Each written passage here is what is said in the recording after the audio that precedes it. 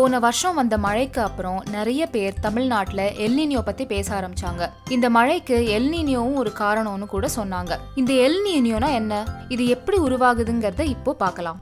L நீனியோ அப்படிங்கிறது Pacific பெருங்கடலோட வெப்பநிலையில வர ஒரு ஏற்றத்தாழ்வு. எல் நீனியோ பத்தி புரிஞ்சுக்க நம்ம ஒரு எல் நீனியோ இல்லாத வருஷத்துல காத்தோட ஓட்டம் எப்படி இருக்குங்கிறத முதல்ல தெரிஞ்சுக்கணும். நம்ம பூமியில வடக்கு அரைக்கோளம் அதாவது நார்தர்ன் ஹெமிஸ்பியர்ல இருந்து வடகிழக்கு திசையில பூமத்திய ரேகை அதாவது ஈக்குவேட்டரை நோக்கி ஒரு காத்து சுத்திக்கிட்டே இருக்கும். அதே மாதிரி தெற்கு அரைக்கோளம் அதாவது சதர்ன் ஹெமிஸ்பியர்ல இருந்து காத்து தென்மேற்கு திசையில ஈக்குவேட்டரை நோக்கி சுத்தும். இந்த காத்துக்கு பேரு தான் ட்ரேட் விண்ட்ஸ் அப்படின்னு சொல்லுவாங்க. பெசிபிக் பெருங்கடல் எடுத்துக்கிட்டீங்கன்னா அதோட மேற்கு பக்கத்துல ஆஸ்திரேலியா, இந்தோனேஷியா நாடுகள்லாம் இருக்கு. அதே மாதிரி கிழக்கு பக்கத்துல சவுத் அமெரிக்கா, நார்த் அமெரிக்காலாம் இருக்கு. இந்த பெசிபிக் பெருங்கடல்ல இந்த ட்ரேட் விண்ட்ஸ் கிழக்குல இருந்து மேற்கு நோக்கி போய்கிட்டே இருக்கும். அதாவது அமெரிக்கால இருந்து ஆஸ்திரேலியாவை நோக்கி இந்த ட்ரேட் விண்ட்ஸ் போய்கிட்டே இருக்கும்.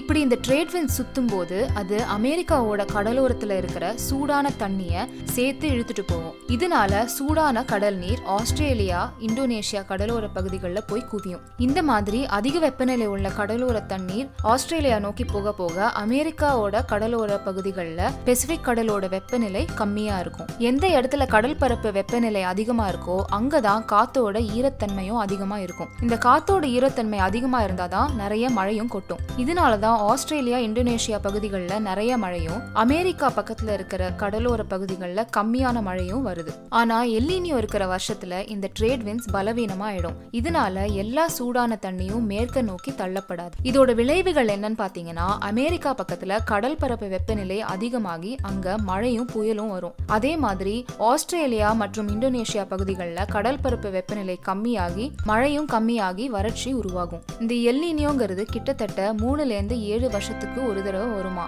ஆனா எப்போ வரும்னு குறிப்பா சொல்லவே முடியாது. எல் நீனியோ பெசிபிக் கடலோர நாடுகளை மட்டும் பாதிக்காம உலகத்துல இருக்கிற எல்லா நாடுகளோட கிளைமேட்டையும் பாதிக்கும். நிறைய வானிலை ஆய்வாளர்கள் போன வருஷம் தமிழ்நாடுல வந்த வெள்ளத்துக்கும் எல் நீனியோவும் ஒரு காரணம்னு சொன்னாங்க. குறிப்பா எப்படி இந்த எல் நீனியோ நம்ம சென்னையில வெள்ளத்தை கொண்டு வந்ததுன்னு சரியா தெரியலனாலும் இத பத்தி நிறைய ஆராய்ச்சி நடந்துகிட்டே இருக்கு. இப்போ இந்தியால 2 விதமான மான்சூன் இருக்கு. ஒன்னு தென்மேற்கு பருவமழை, இன்னொன்னு வடகிழக்கு பருவமழை. இந்த வடகிழக்கு பருவமழை தான் தமிழ்நாடுக்கு மழையை கொண்டு வருது. இந்த எல் நீனியோ தென்மேற்கு மான்சூனை பலவீனமாக்கி மழையை குறைக்குது. ஆனா இதே எல் நீனியோ வடகிழக்கு மான்சூனை வளப்படுத்தி நிறைய மழையை கொண்டு வருது. இது கூட நம்ம தமிழ்நாட்டுல வந்த மழைக்கு ஒரு காரணமா இருக்கலாம். இப்போ ஆராய்ச்சியாளர்கள் இன்னும் ஒரு நிகழ்வை இந்தியன் பெருங்கடல்ல கண்டுபிடிச்சிருக்காங்க.